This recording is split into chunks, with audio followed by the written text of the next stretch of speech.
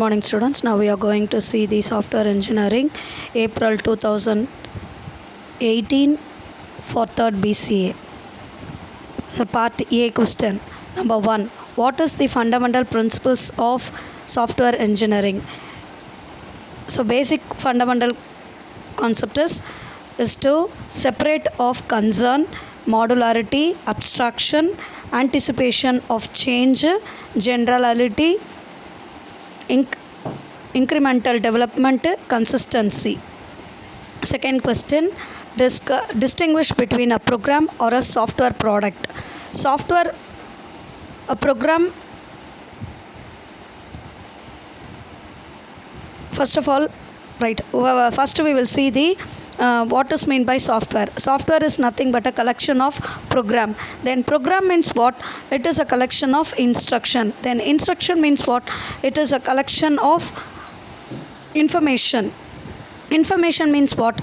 Information is a collection of raw data. So third one, write the various activity involved in my software lifecycle model. What are the activities? Requirement gathering and analysis, design, implementation and coding, testing, deployment, maintenance.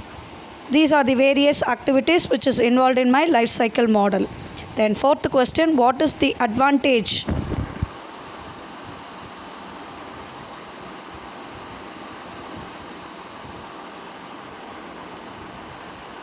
What is the advantage of formal notation? So relation notations are used based on the concept of entities and attributes. Here entity means element in the system. The name are chosen to denote the nature of my element, where attributes specifies the function of my entity. Attributes specifies the permission action on a particular entity, on particular and operations that can be performed on particular entity. Relationship among entities and the data flow diagram between the entities also described in the relational notations. So relational notation includes various types, that is implicit equation, recurrence relation and algebraic axiom. Fifth question, what is the advantage of expert judgment? So first of all, expert judgment is a technique which involves the consulting with the software cost estimation expert or a group of experts to use their experience and understanding of my proposed project to arrive at an estimation of its cost. So this is purely based on experience. This is one of the method, top-down method. Sixth question, what are the various types of abstraction mechanism? Abstract means the focus of this abstraction data type are viewed from three different perspectives, that is a specification, application and their implementation. Based on this, the specification describes the logical and abstraction level. So based on this, abstraction are three types, that is data abstraction, functional abstraction,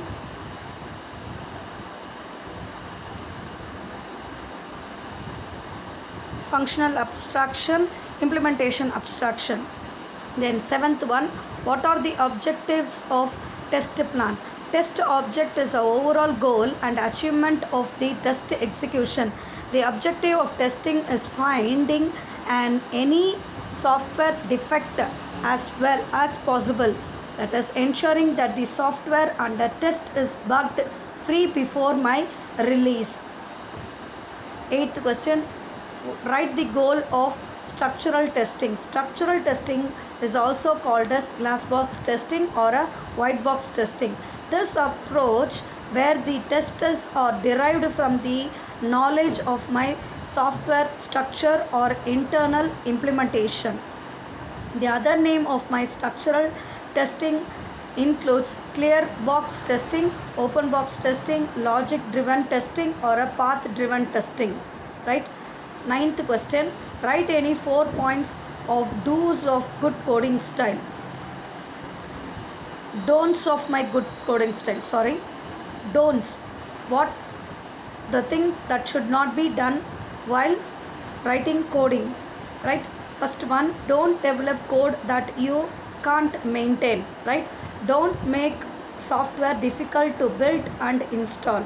Don't keep the source code to yourself. Don't forget the document to be prepared. Don't overlook testing.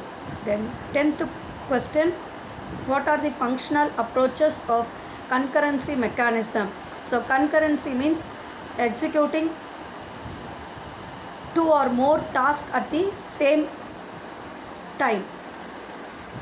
So concurrency is software engineering means the collection of technique and a mechanism that enable a computer program to perform several different tasks simultaneously. To achieve this feature, new features need to add both hardware and software. 11th question, what is quality assurance? A software quality assurance is a set of activity for ensuring quality in software engineering process.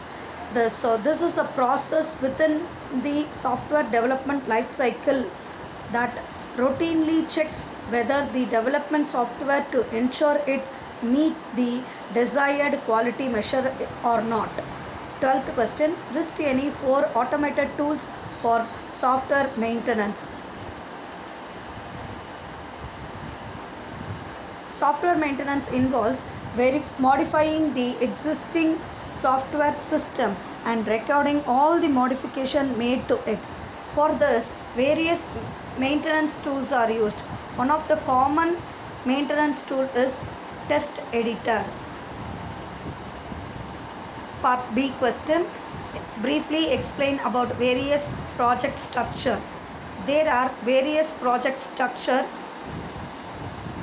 First one is project format.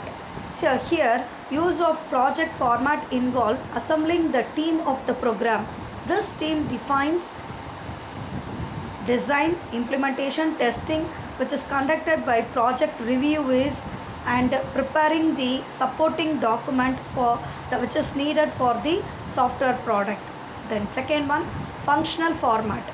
Functional format, this is the approach different team are responsible for different phases of the product.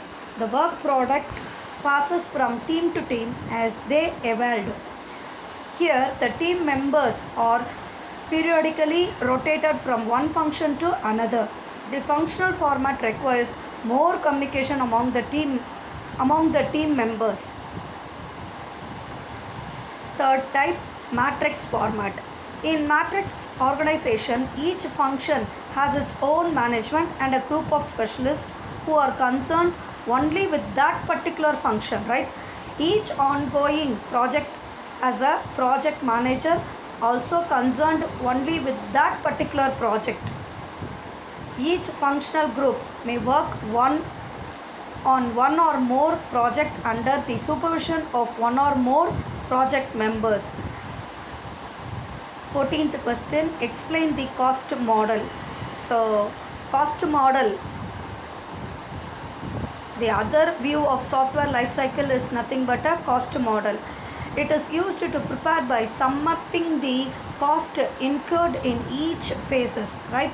Total cost include cost of verification also. Here the cost model of software lifecycle involves the following cost. The first step is SD, which stands for standard definition and project plan cost. In this session, planning is the first step and preparing document according to the planning. Then goes to verification. Then second step is SRS, which stands for software requirement specification cost. Here we prepare a requirement definition, then specification document. If needed, SD is modified and then it is verified. Third one, DD. DD stands for detailed design. So cost of detailed design activity involves specification, design specification is prepared, test plan is prepared. If needed, SRS and SD is modified. Then it gets verified. Then fourth one, SC. SC means source code. Cost of source code implementation is calculated. That is, this involves implementing, then documenting. After documenting, we find the error, which is called as debugging, and unit testing. Modules are tested according to your source code. Then user manual preparation is user manual is prepared. Then verification and maintenance plans are verified. If needed, SD, SRS and DD are modified. 15th question, write notes on estimation software maintenance cost.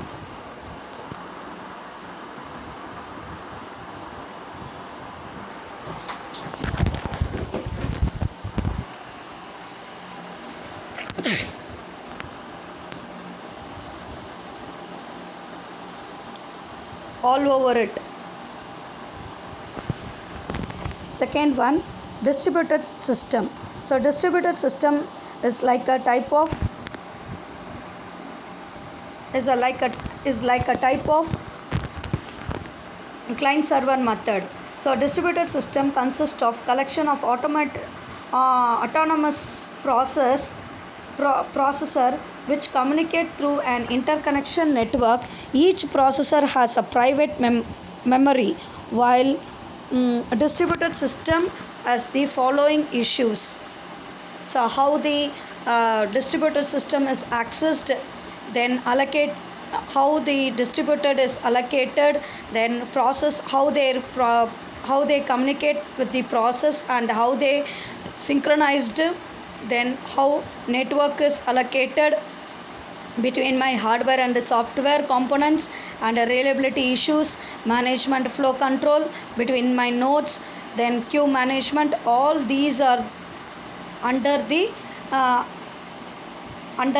maintained in my distributed system. Then 17th one, write a short note on regression. So recursive is nothing but a function called by itself is called as recursion.